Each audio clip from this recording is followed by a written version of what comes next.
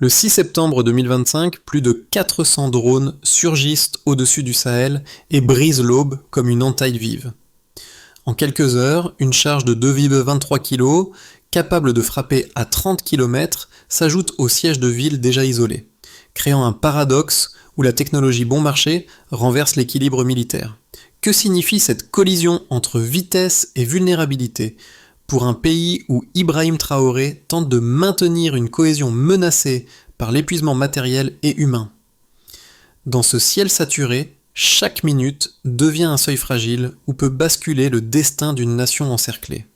Cette histoire promet de dévoiler non seulement la mécanique d'un siège moderne, mais aussi les forces invisibles qui déterminent la survie d'un État confronté à une guerre asymétrique. La promesse centrale tient en une idée de 10 mots: comprendre comment un pays résiste quand tout avantage classique disparaît brutalement.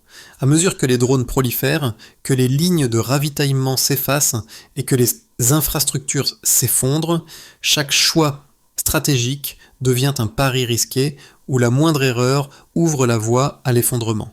Et pourtant, au cœur de ce chaos, émergent des dynamiques souvent ignorées, l'initiative civile spontanée, les réseaux d'entraide, la coordination improvisée entre défense locale et structures étatiques, autant de leviers capables de prolonger la résistance au-delà des prévisions. Le spectateur se retrouve alors face à un enjeu clair: comprendre pourquoi la prochaine décision, prise sur un front silencieux, peut redessiner l'équilibre du Sahel, influencer les routes commerciales régionales et déterminer la marge de manœuvre de millions de civils. Deux révélations surgissent dès les premières heures du siège. Plus de 400 drones commerciaux adaptés avec un guidage étranger opèrent simultanément au-dessus de plusieurs villes, et 600-800 civils se retrouvent piégés à Jibo sans ravitaillement possible. Ces deux chiffres, placés côte à côte, montrent qu'un simple essaim low cost peut provoquer un niveau d'asphyxie stratégique autrefois réservé aux armées disposant d'aviation lourde. Dans ce paysage bouleversé, la marge de manœuvre des forces burkinabées se réduit à vue d'œil. Les drones, capables de larguer une charge de 2,23 kg et de frapper à 30 km, neutralisent les convois d'approvisionnement dès leur départ, coupant les artères vitales qui reliaient autrefois le nord du pays au reste du territoire. Les villes encerclées, Siba, Dori, Gorom, Fadagourma, deviennent des poches isolées, chacune dépendant d'une improvisation locale pour survivre. Les ONG signalent déjà des hôpitaux vides, des pénuries de médicaments et des enfants mourant de maladies pourtant évitables, signe d'un siège qui avance plus vite que les contre-mesures. À ce moment-là, Ibrahim Traoré se retrouve confronté à une équation impossible: maintenir l'autorité de l'État, alors que chaque heure renforce l'écart entre capacité militaire réelle et pression cumulative du blocus. Plus de 17 villes sont encerclées, 4 millions de civils se trouvent en insécurité alimentaire et les cargaisons d'armes étrangères franchissent les frontières sans que les radars terrestres puissent établir clairement leur origine. La découverte qui survient ensuite modifie encore davantage la dynamique. En moins de 24 heures, les analystes burkinabés retracent l'ADN technologique d'un des drones capturés jusqu'à une filière iranienne active le long des zones frontalières. Cette confirmation transforme le Sahel en laboratoire d'une guerre asymétrique nouvelle, où un appareil coûtant 3400 € peut neutraliser un blindé ou interrompre un axe logistique essentiel. Les alliances étrangères se réorganisent, les loyautés se brouillent, et le territoire burkinabé devient un champ d'expérimentation régionale. Dans cet environnement qui bascule, chaque détail, un atelier clandestin découvert, un drone récupéré, une communication ennemie interceptée, devient un indice de la trajectoire à venir. Au milieu des frappes et des coupures d'approvisionnement, des figures locales émergent comme des points d'ancrage capables de maintenir un semblant d'organisation dans le chaos. À Dori, des enseignants réquisitionnent des salles de classe abandonnées pour en faire des dépôts de vivres, redistribuant farine, maïs et eau selon un système improvisé mais efficace. Leur action, bien que modeste, permet à des centaines de familles de tenir quelques jours supplémentaires, le temps que les convois militaires tentent de contourner les zones minées. Plus au sud, dans les quartiers de Ouagadou, un groupe de jeunes volontaires se forme spontanément pour épauler les unités locales. Certains surveillent les toits pour détecter les drones ennemis, d'autres assurent la logistique transportant carburant, batteries, médicaments ou antennes satellites de fortune. Ces gestes, épars mais répétés, forment un réseau de résistance silencieuse qui compense partiellement la vitesse des attaques ennemies. À Kaya, des médecins militaires montent des cliniques mobiles avec du matériel récupéré, soignant blessés et malades dans des bâtiments inutilisables. Chaque intervention, même sommaire, empêche l'effondrement sanitaire total de régions entières. Ces actions montrent que la survie ne repose pas uniquement sur les lignes de front, mais aussi sur une multitude de décisions mineures qui limitent la progression du siège. La question essentielle demeure pourtant la même. Comment ces initiatives, dispersées et fragiles, peuvent-elles influencer une guerre définie par la technologie, la vitesse et l'invisibilité? Dans cette réalité mouvante, la moindre erreur ou la moindre réussite modifie le rapport de force locale. À l'aube du 7 septembre 2025, les premières frappes de précision tombent sur l'aéroport de Ouagadougou, sur plusieurs dépôts logistiques et sur les abords du complexe présidentiel. Les explosions sont brèves, chirurgicales, impossibles à anticiper. En 48 heures, plus de 40 attaques ciblées s'abattent sur les centres nerveux du pays, paralysant communication, radars et relais terrestres. Chaque impact ouvre une brèche nouvelle dans la capacité de commandement, obligeant les forces burkinabées à improviser un réseau d'urgence fait de satellites chinois et de terminaux russes. Les unités tentent de stabiliser le centre du pays, mais la multiplication des frappes bouleverse les priorités. Protéger les infrastructures vitales, sécuriser les civils, maintenir un minimum de coordination stratégique. Dans ce moment d'incertitude extrême, Ibrahim Traoré apparaît à la radio nationale pour annoncer l'imposition de la loi martiale dans 12 provinces. L'ordre est bref, direct, sans détour. Mobiliser, tenir, respirer. Les hommes de 18 à 45 ans sont réquisitionnés. Les batteries anti-drones chinoises sont déployées autour des nœuds essentiels. Les conseillers russes affluent pour instruire les troupes au brouillage électronique et à la guerre urbaine. L'État tente de reprendre l'initiative sur un terrain où chaque minute décide d'un renversement possible.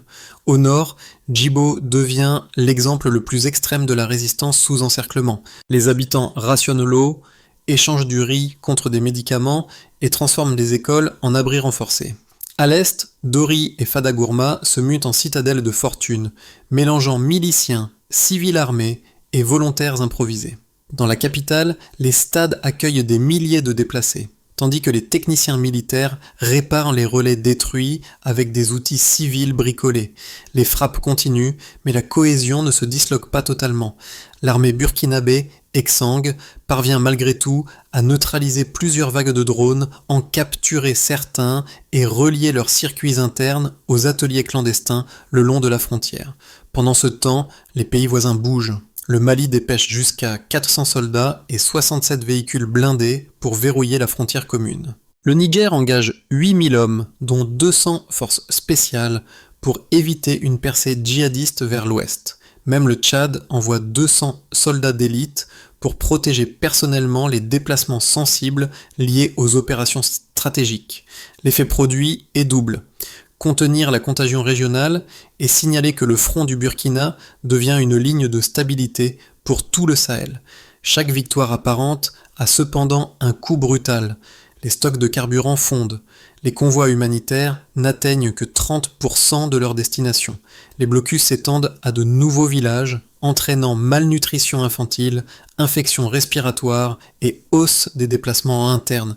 Plus de 4 millions de personnes se retrouvent en insécurité alimentaire aiguë. Les prix bondissent. Les marchés fonctionnent au troc. Les structures de santé ferment les unes après les autres. Les lignes de front changent, bac, chaque jour, mais les conséquences humaines persistent, lentes, irréversibles. Et pourtant, un fil ténu relie encore les différentes zones tenues, un mélange de discipline, d'entraide et de coordination improvisée qui retarde l'effondrement que les analystes annonçaient inévitable. Dans cette succession d'événements, le pays oscille entre survie et rupture, chaque geste devenant un fragment essentiel de la résistance. Le point de départ est brutal. En moins d'un an, la production agraire du Burkina Faso s'est effondrée de 60%.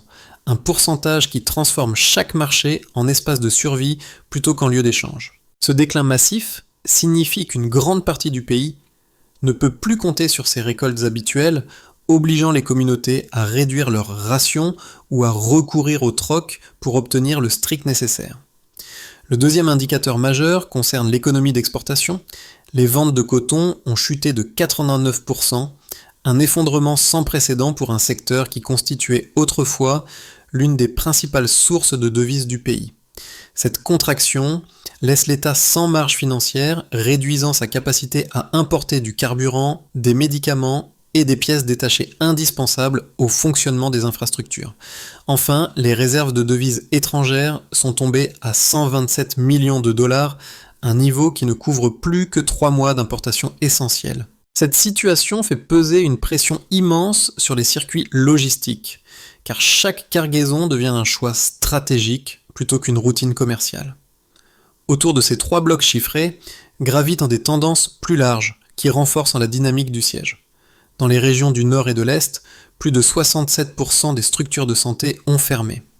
Certains centres ne disposent plus d'anesthésie, d'autres fonctionnent avec de l'équipement réutilisé jusqu'à l'usure totale. Des milliers de familles doivent parcourir des dizaines de kilomètres pour un simple traitement, parfois en traversant des zones contrôlées par des groupes armés. Les ONG signalent une augmentation marquée des maladies respiratoires et de la malnutrition, notamment chez les enfants, transformant chaque déplacement en risque vital. Parallèlement, la dépréciation du franc, environ 34% selon les données disponibles, fragilise les ménages urbains. Les prix des denrées importées explosent et même les produits locaux deviennent inaccessibles. Sur les marchés improvisés, la farine est souvent coupée avec des substituts pour augmenter les volumes, réduisant la qualité nutritionnelle et aggravant les carences. Les familles qui dépendaient des salaires réguliers se retrouvent à vendre des objets domestiques ou à échanger vêtements et outils contre quelques kilos de riz. La pression ne se limite pas à l'économie, elle touche aussi la logistique militaire. Les batteries anti-drones doivent être déplacées régulièrement pour éviter les frappes ennemies, mais chaque mouvement consomme du carburant, ressource déjà rare. Les convois d'approvisionnement empruntent des itinéraires de plus en plus longs, augmentant les risques d'embuscade. Certains axes deviennent impraticables, obligeant les équipes à transporter du matériel à moto ou même à pied sur les derniers kilomètres. Dans ce continuum, les analystes régionaux décrivent un pays pris dans une tenaille. D'un côté, une guerre technologique qui impose un rythme rapide et imprévisible. De l'autre, un effondrement matériel lent, viscéral, qui se mesure en ruptures successives plutôt qu'en événements ponctuels. Les chiffres, qu'il s'agisse de la réduction de la production, de la chute des exportations ou de l'amenuisement des réserves, ne sont pas de simples indicateurs économiques. Ils représentent des vies transformées, des habitudes brisées, des communautés entières forcées d'adapter chaque geste quotidien. Ce socle quantitatif révèle alors une vérité simple. Tant que ces 3 deltas majeurs ne se stabiliseront pas, aucune victoire tactique ne suffira à inverser la trajectoire.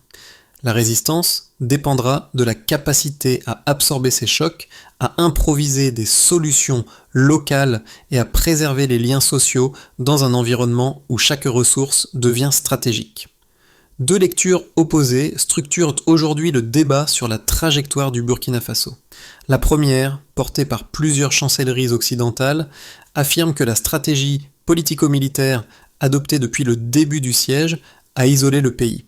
Selon cette ligne, la dépendance croissante envers Moscou et Pékin réduit la souveraineté qu'elle prétend protéger. Les critiques ajoutent que la militarisation du pouvoir fragilise l'équilibre institutionnel, ferme la porte à d'éventuelles négociations et alimente un cycle d'escalade où chaque avancée tactique se paie d'une perte de crédibilité diplomatique.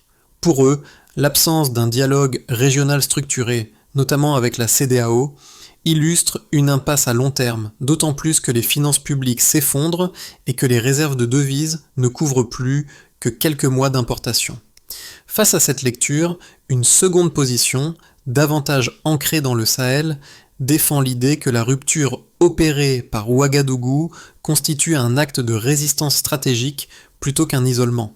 Selon cette perspective, aucun cadre régional n'a offert d'alternative crédible depuis la suspension du pays par la CEDEAO, et les partenaires asiatiques ont fourni un soutien mesuré mais essentiel. Les chiffres montrent notamment l'envoi de 15 000 soldats formés au Mali par des instructeurs russes, l'arrivée de 200 militaires africains pour renforcer la défense de la capitale, ainsi qu'1 milliard de dollars de prêts chinois accompagnés de 23 hélicoptères et de systèmes anti-drones.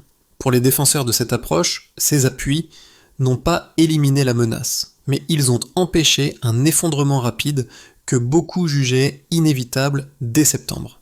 Entre ces deux visions, une zone intermédiaire se dessine. Le partenariat extérieur a permis de contenir les premières vagues de frappe, sans toutefois restaurer durablement l'équilibre. Les alliances, utiles dans l'urgence, ne suffisent pas à elles seules à fournir un horizon politique stable. Le Stillman conduit donc à reconnaître simultanément les risques réels de dépendance et la nécessité conjoncturelle de soutien extérieur. C'est dans cet entre-deux que se joue désormais l'évolution du conflit. La bascule vient du numérique. Au moment où les drones ennemis saturent le ciel et que les lignes de front deviennent floues, un phénomène inattendu apparaît. La jeunesse burkinabé se tourne massivement vers les réseaux pour contrer la guerre psychologique.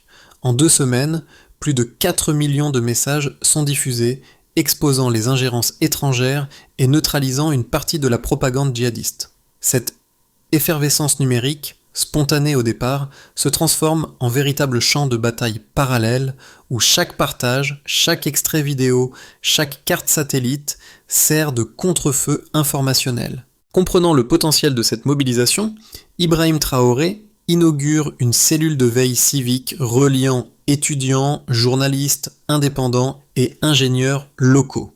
L'objectif est clair, transformer la colère sociale en coordination stratégique. Les groupes de discussion deviennent des relais d'alerte, les serveurs communautaires agrègent les preuves visuelles et les cartographies, mises à jour quotidiennement, permettent d'anticiper les mouvements ennemis. Ce midpoint marque un tournant. Alors que la guerre matérielle semble défavoriser le pays, l'espace numérique ouvre une marge d'action nouvelle. Un territoire encerclé retrouve une voie, et cette voie devient une forme de défense collective que les frappes ne peuvent réduire. Les conséquences du siège s'expriment d'abord du côté Nianuk. Les institutions civiles fonctionnent désormais en mode d'urgence permanente. Bâtiments partagés avec l'armée, parlement suspendu, conseil de crise en remplacement des instances habituelles. Chaque ministère opère avec des effectifs réduits et des ressources limitées, réaffectant la quasi-totalité des capacités logistiques à la survie des provinces encerclées. Cette centralisation contrainte permet de maintenir un minimum de continuité, mais elle fragilise la gouvernance à long terme. Du côté d'Ohaniep, l'impact est tout aussi sévère. L'effondrement de 60% de la production agricole et la chute de 89% des exportations de coton paralysent les circuits commerciaux. Les marchés se recentrent sur le troc et les entreprises locales abandonnent les activités formelles au profit de micro-initiatives de subsistance. Les ateliers de réparation, les petites unités artisanales et les circuits informels prennent le relais d'une économie qui n'a plus accès aux importations nécessaires. Cette mutation rapide reflète autant une adaptation qu'une perte d'assises structurelles. Pour les Hangeuiens, les effets se mesurent dans le quotidien. Plus de 4 millions de personnes vivent en situation d'insécurité alimentaire aiguë, rationnant eau, farine et médicaments. Les écoles se transforment en abris, les hôpitaux de campagne improvisés fonctionnent sans anesthésie, et les déplacements deviennent dangereux à cause des zones contrôlées par des groupes armés. Face à cette réalité, la solidarité communautaire devient le premier filet de sécurité. Mais elle ne peut compenser l'effondrement des services essentiels. Enfin, les Kouvuk environnants subissent à leur tour la pression. Le Mali déploie 15 000 hommes pour contenir les incursions, tandis que le Niger renforce ses alliances russes pour éviter un débordement du front. Le Tchad stationne 200 soldats d'élite pour protéger les zones sensibles et prévenir un effet domino régional. Dans cette configuration, la stabilité du Sahel dépend en grande partie de la capacité du Burkina Faso à tenir, et Ibrahim Traoré devient, malgré lui, un pivot géopolitique dont chaque décision influence la sécurité de plusieurs États. À travers ces 4 dimensions se dessine une ligne de force unique. La guerre n'est plus seulement un affrontement militaire, mais un système de pression simultanée où économie, société, institutions et voisinage régional sont engagés. Les effets immédiats sont visibles, mais les conséquences prolongées pourraient redéfinir les équilibres du Sahel pendant des années. C'est cette profondeur et sociale, politique et territoriale qui permet de comprendre comment un siège local se transforme en enjeu continental. Scénario de base, dans les prochains mois, l'hypothèse la plus plausible repose sur un siège qui s'allège sans disparaître. L'armée burkinabé consolide certaines positions gagnées au prix d'efforts considérables, tandis que les alliés russes et chinois maintiennent un soutien calibré suffisamment robuste pour éviter une rupture mais trop limitée pour permettre une reconquête rapide. Les routes du Nord rouvrent par intermittence et plusieurs marchés locaux reprennent une activité minimale, notamment dans les zones où les cliniques mobiles et les réseaux communautaires parviennent à maintenir une présence régulière. La croissance reste négative, les infrastructures demeurent fragiles, mais le pays préserve une forme de continuité administrative. Scénario optimiste, un enchaînement de négociations régionales permettrait l'établissement d'un corridor humanitaire permanent reliant plusieurs provinces isolées. Les structures agricoles reprennent progressivement, entraînant une hausse modérée de la production locale et une amélioration de la sécurité alimentaire. Les jeunes collectifs numériques, nés de la mobilisation en ligne, deviennent des acteurs structurants de la reconstruction, facilitant la coordination entre communautés, ONG et autorités locales. La diplomatie régionale pourrait alors évoluer vers une reconnaissance de fait du régime de transition, réinsérant le Burkina Faso dans un réseau d'alliances africaines centré sur la souveraineté et le développement. Ce scénario, toutefois, dépend d'un équilibre délicat entre stabilité militaire et engagement diplomatique soutenu. Scénario sombre, une dégradation de la situation économique provoquerait une fracture interne progressive. Les réserves de devises déjà limitées ne permettraient plus l'importation des produits essentiels. Les groupes insurgés multiplieraient les frappes, profitant de l'épuisement matériel des troupes et de l'essoufflement des réseaux d'entraide. Les soutiens étrangers, redoutant une escalade régionale trop coûteuse, pourraient réduire leur implication, laissant les villes du Nord vulnérables à des percées rapides. Si la capitale venait à vaciller, le Sahel pourrait se fragmenter en zones d'influence concurrentes avec un risque élevé d'exode massif et de crise humanitaire d'ampleur continentale. À travers ces trois trajectoires, une recommandation s'impose. Pensez chaque décision non comme une réponse ponctuelle, mais comme une pièce dans un enchaînement systémique où sécurité, diplomatie et reconstruction sont indissociables. Pour beaucoup d'observateurs africains, la guerre du Burkina Faso résonne comme un miroir brutal. Elle montre comment l'effondrement n'est jamais un événement soudain, mais une accumulation de ruptures successives. Écoles fermées, marchés vidés, routes impraticables, familles déplacées. Chaque détail du quotidien devient une leçon sur la fragilité des structures qui soutiennent une société. Cette réalité touche particulièrement Nom A, les jeunes, souvent premiers à percevoir les failles systémiques. Confrontés à la fois à la désinformation, à la précarité économique et aux défis de mobilité, ils voient dans cette crise un avertissement sur l'importance de maîtriser l'espace numérique, de renforcer les réseaux communautaires et de s'emparer des outils technologiques capables de protéger une nation autant qu'un territoire. Pour Nom B, les familles, les enjeux sont plus immédiats. Les récits venant du Sahel parlent de parents transformant des abris improvisés en salles de classe, de mères montant des cantines solidaires, de proches rationnant farine et eau pour prolonger la survie collective. Cette résilience met en lumière un point essentiel. Les liens humains demeurent l'infrastructure la plus robuste lorsqu'un pays vacille. Les familles deviennent alors les premiers gardiens de la continuité sociale, même lorsque les institutions formelles sont sous pression. Enfin, Nom C, la diaspora joue un rôle croissant. Présente dans les universités, les entreprises, les laboratoires ou les centres culturels, elle observe une guerre qui dépasse les frontières physiques. À travers dons, relais médiatiques, projets techniques ou campagnes d'information, elle contribue à maintenir un fil entre l'intérieur et l'extérieur. Cette implication montre comment une communauté dispersée peut amplifier la portée d'un combat mené sur le terrain. Pour le spectateur, deux gestes simples s'imposent: s'informer auprès de sources fiables et soutenir, même modestement, les initiatives communautaires qui renforcent la cohésion. Le premier axe consiste à stabiliser le territoire. Les provinces du Nord doivent être sécurisées par un maillage mixte rassemblant unités régulières, volontaires locaux et réseaux communautaires. Chaque localité libérée devient un point d'ancrage logistique où convergent aide humanitaire, vivres essentiels et relais de communication. L'impact se mesure par le nombre de corridors ouverts et la fréquence des convois qui parviennent à destination. Le deuxième axe vise à relancer la production vitale, priorité soutenue publiquement par Ibrahim Traoré. Un programme de souveraineté agricole prévoit la réhabilitation de 200 000 hectares de terre et la distribution de semences locales dans les zones les plus touchées.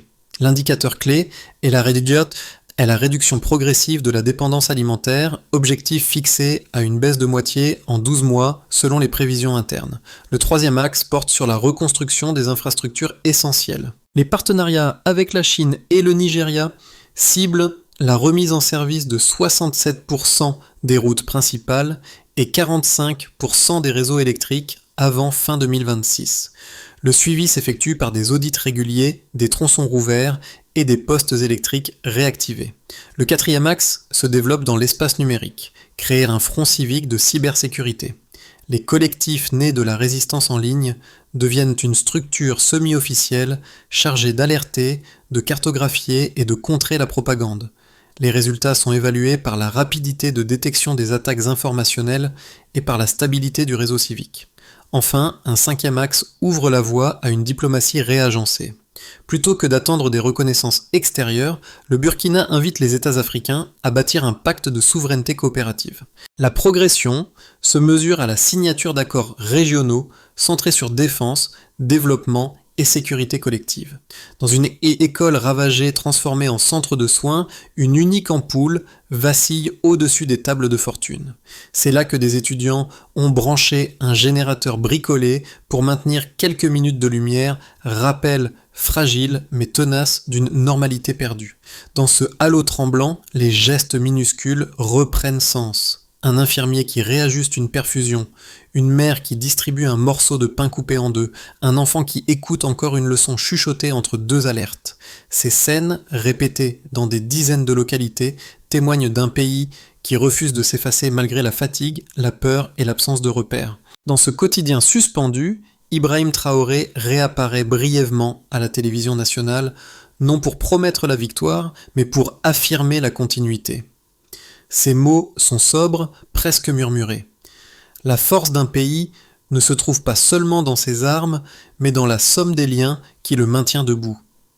Cette reconnaissance silencieuse rejoint l'image de l'ampoule vacillante. Un symbole modeste, mais assez puissant pour rappeler que la souveraineté se construit d'abord dans les mains des vivants. À l'échelle du Sahel, l'histoire du Burkina Faso n'est pas seulement celle d'un siège, mais celle d'une solidarité discrète qui circule de maison en maison, d'abri en abri, de ville en ville.